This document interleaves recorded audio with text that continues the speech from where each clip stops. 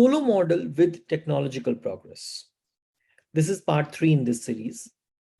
Here, now we are going to see comparative statics. Means we're going to assume supposedly the savings rate is going to increase.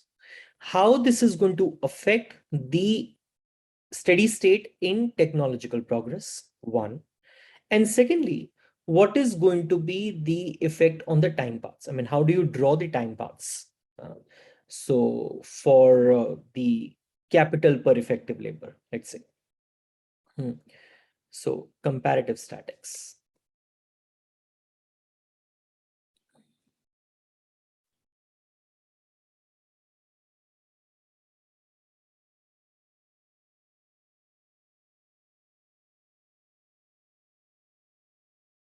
Comparative statics, right? So what we are saying is that we are going to see how the steady state level is going to be changed. How the steady state level is going to be changed in Solow model with technology when savings rate is going to change. And we will be also finding out the time paths for the variables. But this is your S small k curl alpha, right? And this guy is your N plus G plus delta k curl.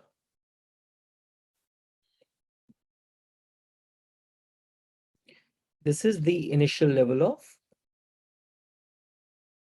steady state. This is the initial level of steady state K naught star. Okay. Now, this Solow diagram you have drawn in part 2 already. Now, supposedly, the savings rate will increase. So when the savings rate will increase, your is going to be S dash K to the power alpha. Now, savings rate increase from S to S dash. So your capital per effective labor, this will also increase from K curl naught star to K curl 1 star. So the steady state earlier was sitting here, now it is sitting here. So at the old steady state and the new savings rate, which is given by the green line, at the old steady state level of capital per effective labor and the new savings rate, the number of machines added is more than the number of machines need to be added. So naturally, the capital per worker is going to increase, and this is going to increase till new steady state is reached. So there isn't much difference as far as this guy is concerned. The case without technological progress also. The case without technological progress also. Okay. Now, can we write our expression which we derived yesterday? You remember we derived this thing yesterday? K small k curl dot is equal to S y small k curl minus N plus delta plus G small k. This was the key equation of Solow model with technological progress. This was the key equation of Solow model with technological progress. Now, can I divide both the sides by k curl? I can. S small y curl upon small k curl minus N plus G plus delta. Fair enough. Okay, now you tell me one thing. Your y curl was k curl to the power alpha. This also you have derived in the first part of technological progress, in which you wrote that this is the production function in the intensive form, where k curl is the effective labor. Fair enough. So if I write y curl by k curl, this is going to be k curl up k curl to the power alpha upon k curl. That is k curl to the power alpha minus. That is k curl to the power alpha minus. Right? Okay. Now, can I write this expression as this guy? Okay. So basically, I have k curl by k curl dot by k curl is equal to s, small s, k curl to the power alpha minus 1 minus n plus g plus delta, minus n plus g plus delta, right? Minus n plus g plus delta. Fair enough. Now, what I'll do is just have a look at this.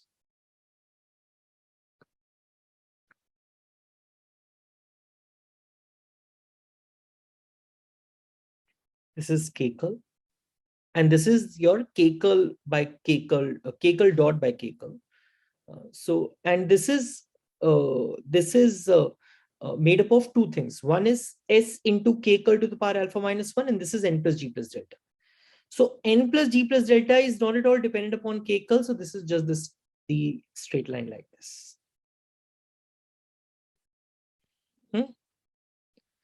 Now, as k curl is going to increase, and since alpha is lying between 0 to 1, this guy is going to fall. No?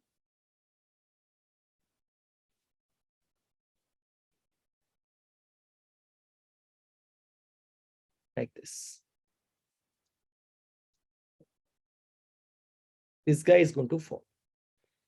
And when these two curves, when this curve s into k curl to the power alpha minus 1 and this n plus g plus delta, when they are equal, then beta this k curl dot by k curl is equal to 0. No? This is that point. And this is the steady state level, k curl star. No? Now, this is, let's say, the first steady state given by this. Now, supposedly, the savings rate will increase. So there is a shift of this curve like this. This is s dash k curl to the power alpha minus 1. No? Huh? So at the initial steady state and the new savings rate. At the initial steady state and the new savings rate. This difference, beta.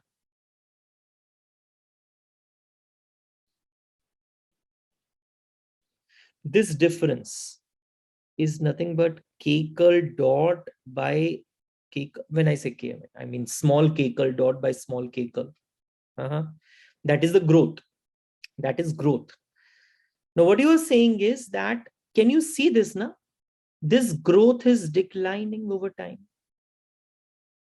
And again, this declines till this particular point where again these 2 points are equal. Your s dash k curl to the power alpha minus 1 and n plus g plus delta are equal again at the new steady state.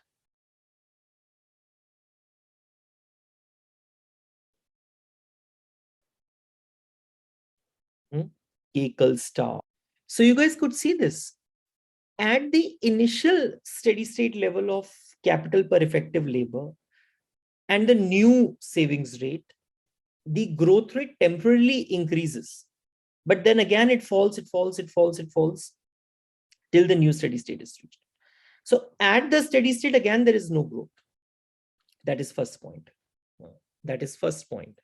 So keep this thing in head. Please write this.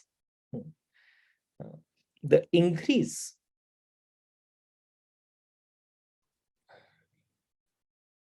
in S to S dash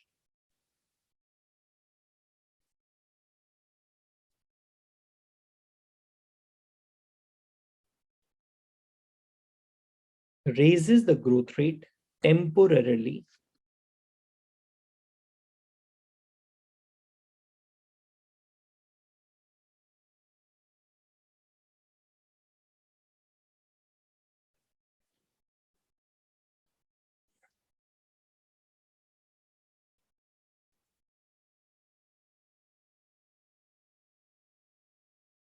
As the economy transits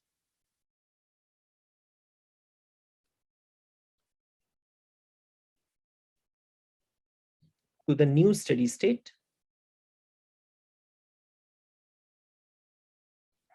small k equals star 1, right?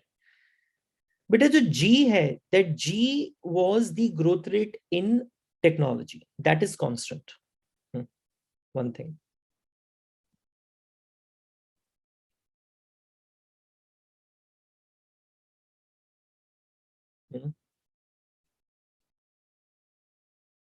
Since G is constant,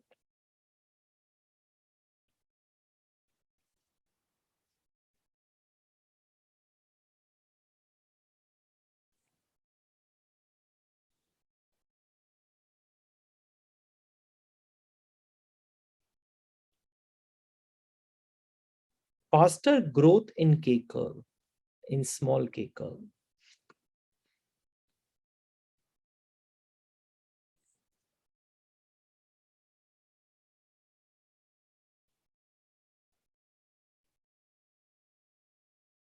along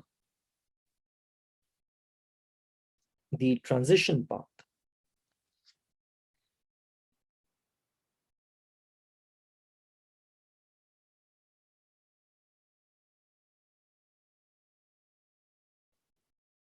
implies, let me just write that and then I'll explain, implies that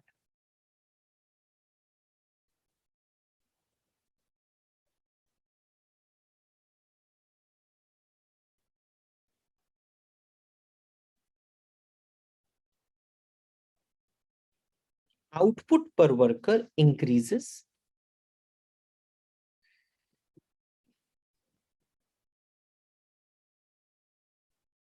more rapidly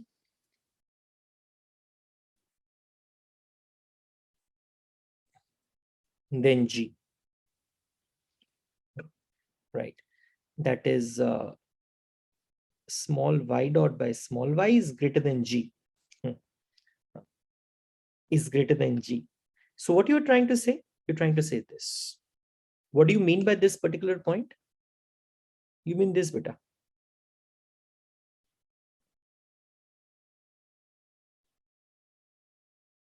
This is time. This is small y dot by small y. This you know that this is the growth rate in output per worker. Acha, you did this thing yesterday, na? Growth rate in capital per worker, growth rate in output per worker. In the model with technological progress, they are growing at the rate of G, right? They're growing at the rate of G in the steady state. In the steady state. In model without technological progress, they were not growing in the steady state. But in the model with technological progress, they are growing. So this is G. At time period T star, your what do you call savings rate has increased. So suddenly the output per worker has increased. Suddenly output per worker has increased. But then again, the growth rate has started falling, falling, falling, falling, falling, falling, falling. Till it again comes back at G. Till it again comes back at G. That's an idea. Till it again comes back at G. You with me? So it does not have a growth effect. It does not have the growth effect. So the policy change. What do you mean by policy change? Policy change here means increase in investment rate, increase in the savings rate. This increases the growth rate, but it increases the growth rate only temporarily, because that growth rate again comes back to G over the period of time, right? So write this line, note that. Policy changes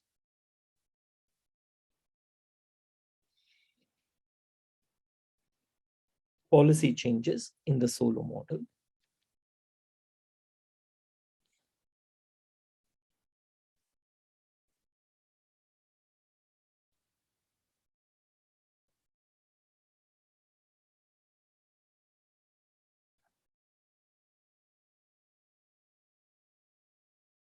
increases growth rate.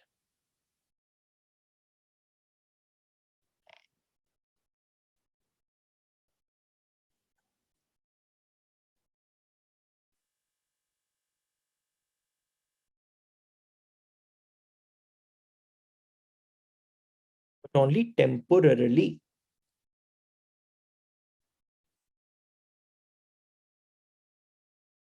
Along the transition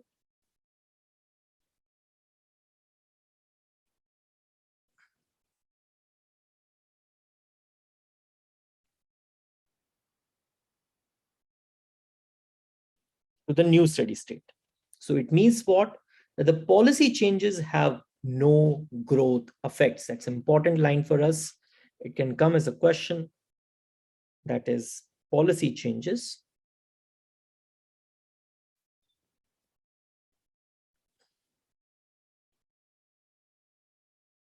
have no longer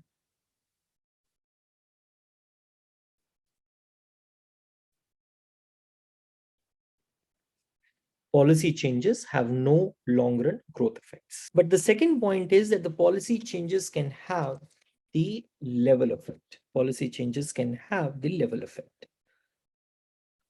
So please write policy changes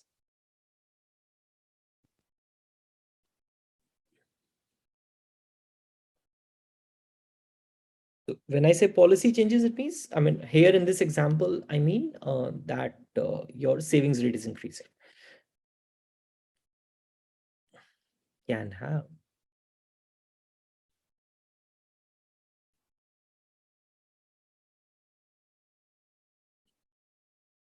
level effects. Policy changes can have level effects. So what do you mean by this? So here you have time. Here you have log of small y, right? Log of small y. So d log of small y by dt, that is your 1 by y, dy by dt, that is y dot by y. So it means that one thing is that output per worker was growing at the level of G till time period T.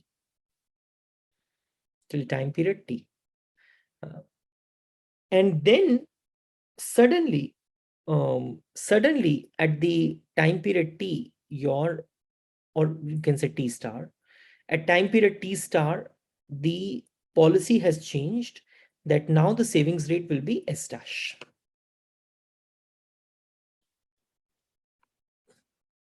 So it will increase and then again it will come back to G. And then again it will come back to G. So you can see this beta. This is the level effect.